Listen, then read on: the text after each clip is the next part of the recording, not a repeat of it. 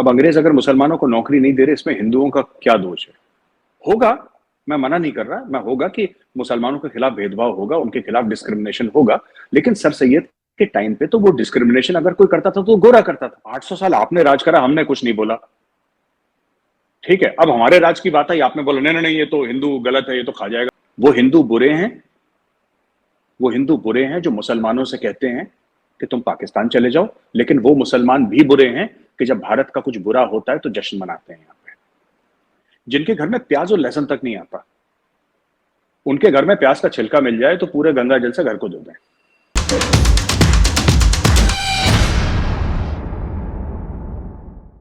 Sir Syed sir Syed जब थे तब तो अंग्रेज थे भारत में ना।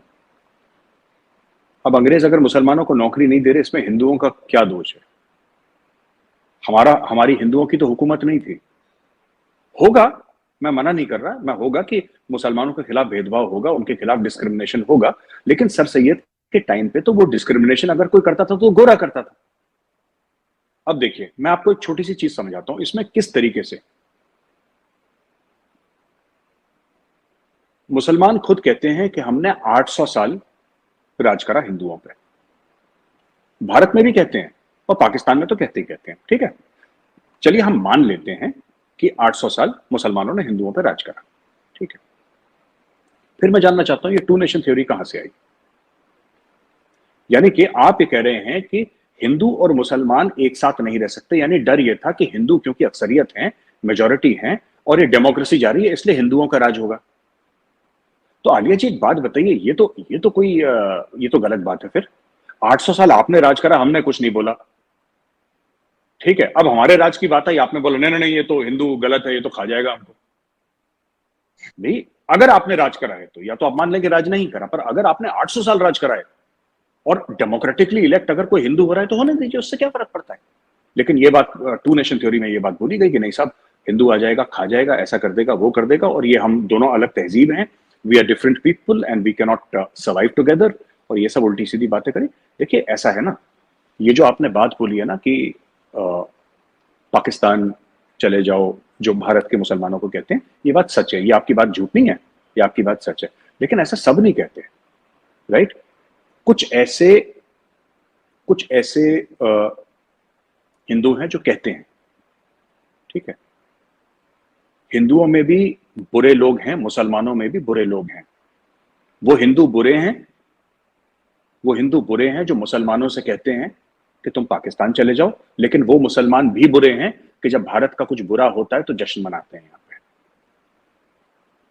बुरे दोनों कौम में हैं, हिंदुओं में भी खराब लोग हैं, मुसलमानों में भी खराब लोग हैं। तो किसी को ये ऐसा देखिए, अगर हिंदुस्तान में 100 करोड़ हिंदू हैं और वो 20 करोड़ मुसलमानों को कह रहे हैं तुम पाकिस्तान चले जाओ, अगर 100 करोड़ लोग कह रहे हैं तो क्या मुसलमान यहां पे टिक पाते?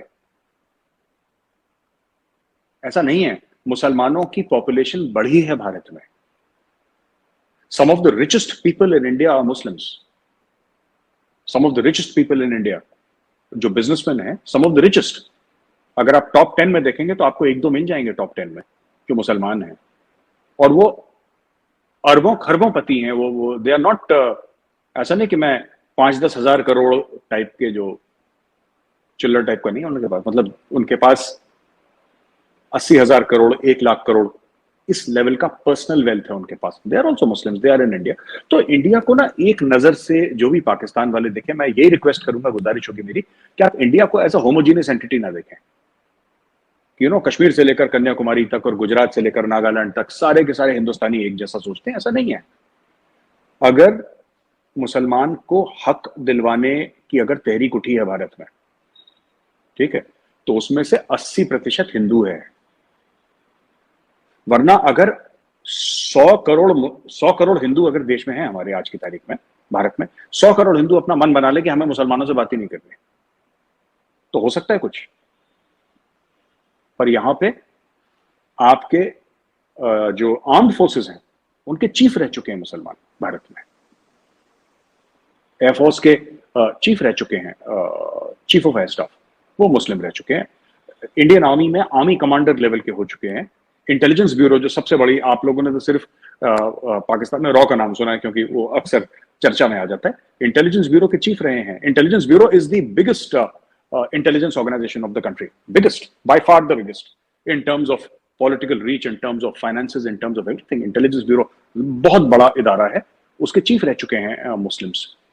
यहाँ पे मुस्लिम चीफ मिनिस्टर्स रह चुके हैं, यहाँ पे मुस्लिम सुपरस्टार्स रह चुके हैं, क्रिकेट के कैप्टन रह चुके हैं, यहाँ पे अलग अलग लेवल पे आलिया जी रह चुके हैं। और हाँ, ये भी सही है कि यहाँ पे ऐसा भी मुसलमान है जिसको नौकरी नहीं मिल रही। एक और चीज मैं आपको बता दूं इसी में, अक्सर ये कहा जाता है कि आपने बोला ना नौकरियों में उनके खिलाफ जो भेदभाव होता है या डिस्क्रिमिनेशन होता है, कई लोग ये कहते हैं कि it is also housing societies को लेकर कि उनको घर नहीं मिलता किराए पे। मैं आपको बताता हूं इसके पीछे सच्चाई क्या है। It is not about Hindu and Muslim, it is about vegetarian non vegetarian. कुछ ऐसे लोग हैं, मेरी रिश्तेदारी में ऐसे लोग हैं, मेरी रिश्तेदारी में, जिनके घर में प्याज और लहसुन तक नहीं आता। उनके घर में प्याज का छिलका मिल जाए तो पूरे गंगा जल से घर को धो दें। हैं लोग ऐसे, उनका बिलीफ है।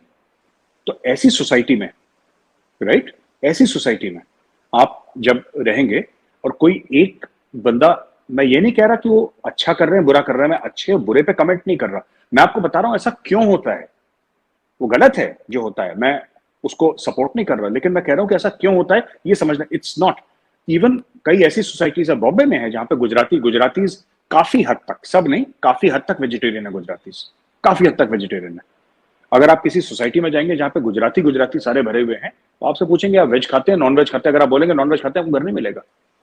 दिल्ली में ऐसी जगह जहां पे आपको, आप कोई भी हो जी, आप हिंदू हो मुसलमान हो, अगर आप बोलेंगे आप मीट वीट वगैरह ये सब खाते हैं, तो बोलेंगे सॉरी हमारे यहाँ अलाउड ही नहीं है। को नहीं, उनकी रिलीजियस बिलीफ्स हैं। आप कई लोग हैं, हिंदूज हैं, जैन्स हैं, who are very very strict about this.